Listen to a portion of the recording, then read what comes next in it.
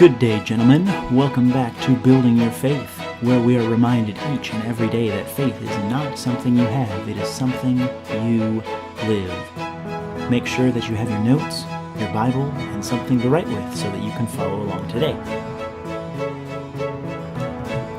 Well, I hope that you are doing fantastic this Wednesday morning. I miss being able to see you during third hour, but that's okay. We are dealing with it all together. Today we're going to talk a little bit about growing to start off with. Seeds, planting, harvesting, things like that. By the way, don't forget you have your, multiple choice question on Google Classroom about what our discussion topic is going to be on Friday. I hope you answer that.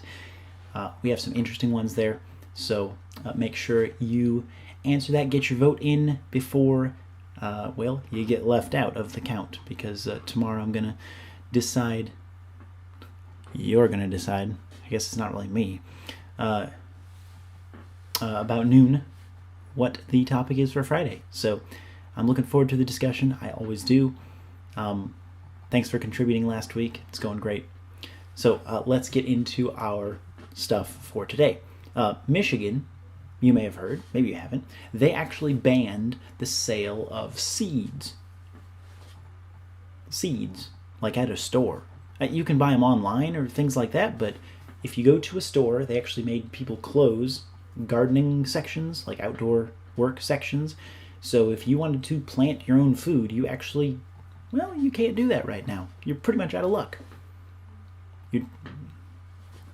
Sorry. Even though it's prime springtime, and because of the whole coronavirus thing, sometimes places don't have all the specific items you want, and some people want to be extra safe and grow their own food and stuff in their backyard. Well, sorry, Michigan, you can't. You're a tad out of luck. But what does that have to do with today? Well, we are going to be talking today about patience. Patience. We had left off talking about how biblical faith focuses on the future and how riches can lead to misery because our treasures are temporary, but we should be focusing on the future, what comes next. And part of that is patience. In God's value system, the most valuable possessions are those that are granted in the future. Why? Well, one of them, fruit, takes time to grow. Fruit takes time to grow. Maybe you've planted a garden. Maybe you are like one of these people here in, Michigan who wants to plant a garden. Or some of you probably have all kinds of fantastic stuff at your house. I don't know if you've ever tried to get something to grow, but you know how it works.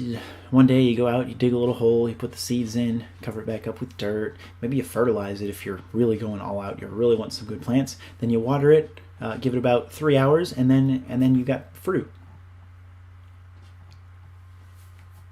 No, it doesn't quite work like that, does it? That's ridiculous. That's absurd. We all know that's insane. And yet, somehow, our faith doesn't think the way that God illustrates it, where we should be focused on the future rather than on just what's happening right now. So if we look over here in our Bible, we're talking about James 5, 7, and 8 right now. Be patient, therefore, brethren, unto the coming of the Lord. Behold, the husbandman, that's the farmer, waiteth for the precious fruit of the earth, and hath long patience for it, until he receive the early and latter rain. Be also patient, establish your hearts, for the coming of the Lord draweth nigh. Farmers have to work hard to plant their crops, and sometimes have to work even harder to harvest them. But the hardest time for a farmer can be the quiet summer months, as all he does is sit there and have to be patient. Have to wait. Right? The husbandman waiteth for the precious fruit of the earth, and hath long patience for it. You've got to wait for what is going to come. And waiting is tough. But if you're focused on the future and the fruit that will come, and you trust in God for the as this verse says, the early and the latter rain that God will bless as we hope and wait on Him and have faith in Him. As we trust in Him, then it'll make it easier for us to be patient. Many times God does not do what we expect Him to do when we expect Him to do it, but faith is what should sustain us despite the fact that it's in an unexpected timing. So, be patient, because fruit takes time to grow, and because the Lord is coming soon. Although our time on earth may seem to pass slowly, the few decades of life that we have on this earth cannot compare with the eternity of joy that we will be able to have in heaven. And we may not even live to see God's coming. We may not. Hundreds of thousands of saints who've died before us did not get to see Jesus' coming, but maybe we will. And maybe you'll be one of those few who doesn't have to die. So what do you want to be doing the moment the Lord returns? Are you going to waste your time and say, well, regardless of whether God returns or not, He's going to take me with Him because I'm a Christian? Or are you going to be diligently serving all the time? It's a hard choice to make. And by the way, about that whole life passes quickly, it really does. You hear old people like me say it all the time. I guess, well, some of y'all are like, you're not old people. Some of you are like, yeah, you are old people. But life starts to go faster and faster and faster as you get older. And some of it just has to do with your perspective, because, when you're 14 years old and you add one more year onto your life, well, that's you've increased your lifespan by 6%. But if you're 50 and you add another year, well, that's only 1% of your life that you've added on, and it's like that. Life is like a vapor. So be patient, focus on the future. The Lord is coming soon. Do not grumble. Nothing reveals discontent with where we are now more quickly than grumbling and complaining. Discontent, anytime you're discontent, anytime I'm discontent. When I was complaining today about washing the dishes, it was more to myself, but I was grumbling to myself, which was wrong. It says that I think I know better what needs to be done than what God does. Anytime you complain, you're saying to God, I know better than you do. You say, I'm not saying that. No, you may not say those words. You may not think those thoughts directly, but that's the attitude you have behind it. The attitude says, God, I know better. I want to have my own way, and then I won't have to complain, because it'll just be better. Don't grumble. The judge himself, in fact, condemns grumbling. God treats grumbling for what it is, a lack of faith. So here we are, we're back over in James 5. I don't really know why this window is all weird today. It's all slid over and you've got half of the background on this. Kind of funny. Anyway, we're over here in James 5. And verse 9. Grudge not against one another, brethren, lest ye be condemned. Behold, the judge standeth before the door. Grudge not, that means grumble not, don't complain. Okay? Take, my brethren, the prophets, who have spoken in the name of the Lord, for an example of suffering, affliction, and of patience. Behold, we count them happy which endure. Ye have heard of the patience of Job, and have seen the end of the Lord, that the Lord is very pitiful and of tender mercy.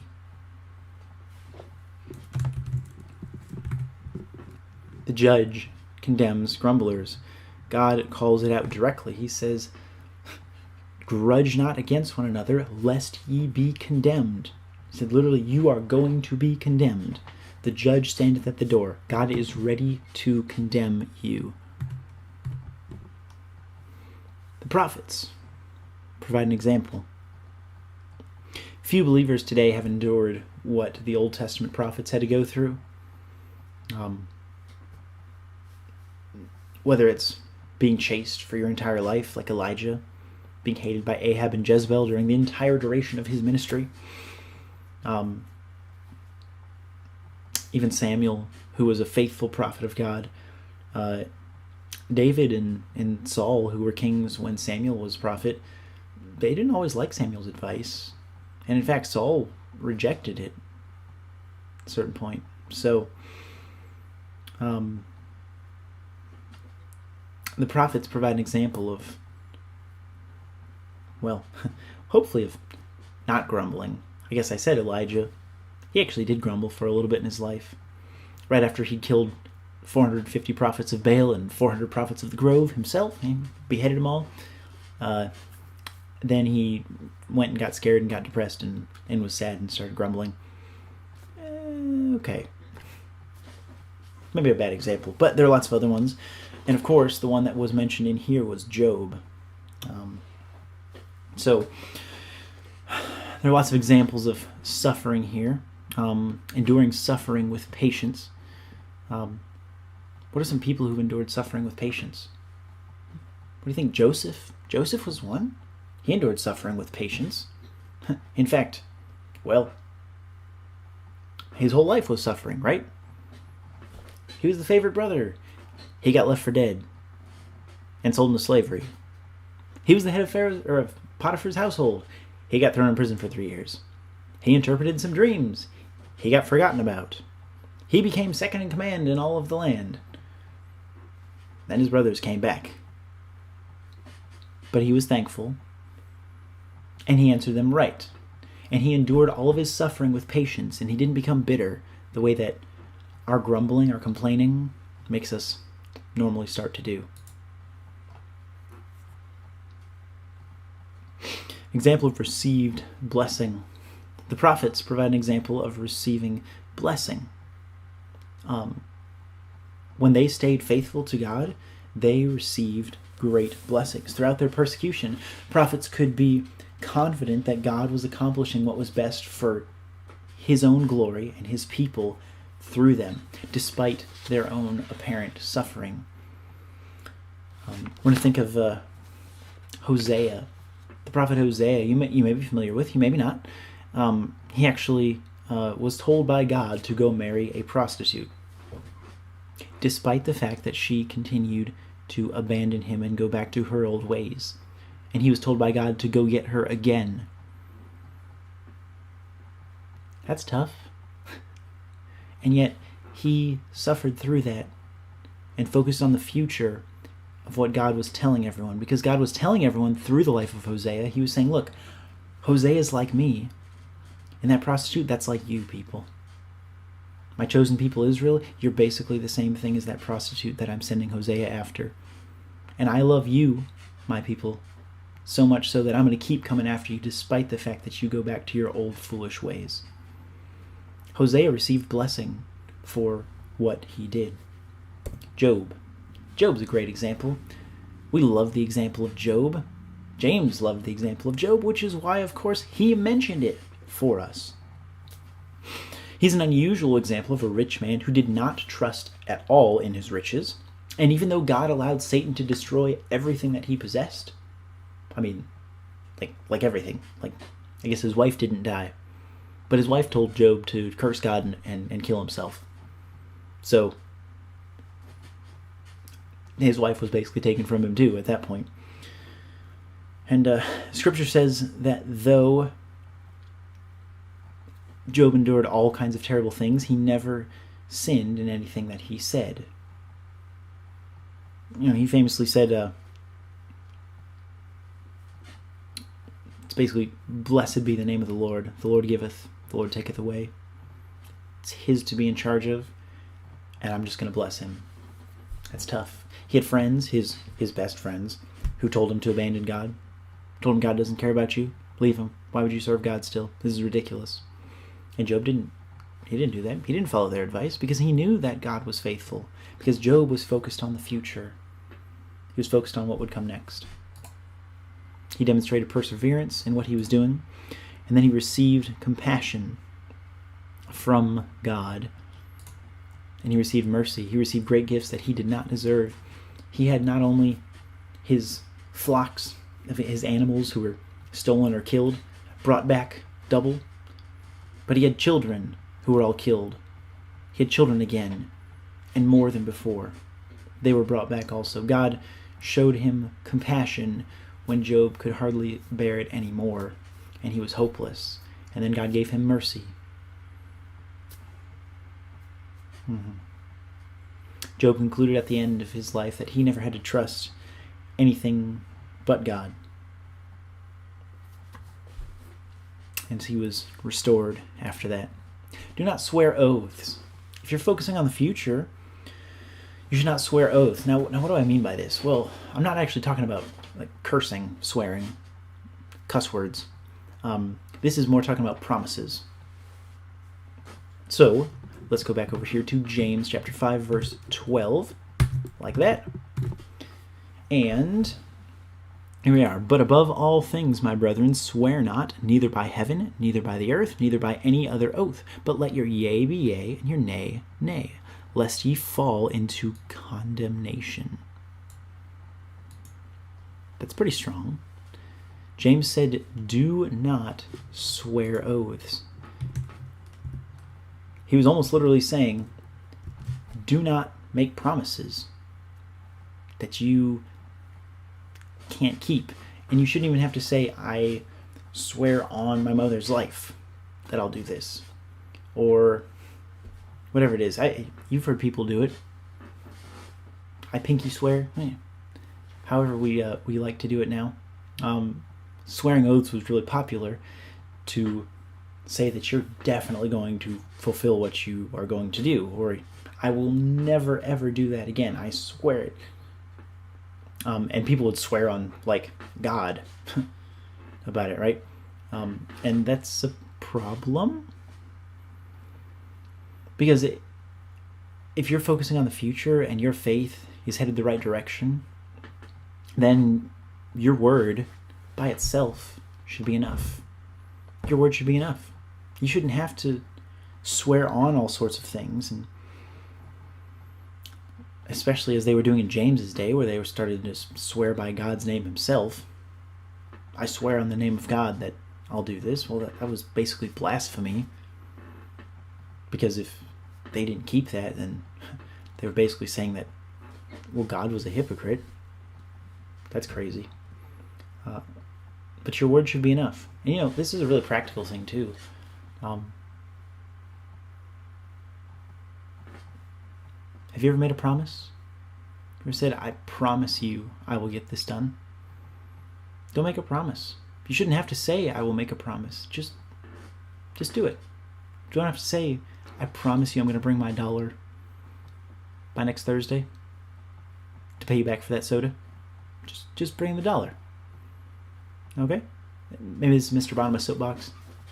I like to do this sometimes. The only promises you should make: salvation, right? That's a promise to God. Well, not salvation, that's kind of God's promise to you, but like dedication, service to God, that's a promise. And to your wife, whoever you marry, say, look, I promise you I will never, ever leave you. Right? Those are the kinds of promises you should make, because promises, if you declare the words, I promise, or as God would have said in the Old Testament, I make a covenant with you. When God made those, he said, I am never going back on my word, ever. Doesn't matter what you do. That's pretty intense. If you make a promise and you don't keep it, you're shown to be untrustworthy and a hypocrite. Now that seems like strong language, doesn't it? Just for a promise, but that's what God says. Your word should be enough. And if you swear oaths in the wrong way, if you make promises in the wrong way, it says it can lead to judgment. When people misuse the trust that they had gained by their promises they were making, they became liars. If you don't keep your promise, you're just a liar. And sometimes people are starting to use that apparent trust, people do it today, to get what they want right now instead of just getting what they should have for the future. You got to live in light of the future, not in the light of here and now. Focus on eternity. Store up treasures in heaven where nothing can ever take them away. Don't worry about storing them up on earth. Well, I'll see you on Friday. Have a wonderful time with our discussion. It'll be exciting. I love them. I wish I could see you. I miss talking to y'all. Okay. So, bye-bye.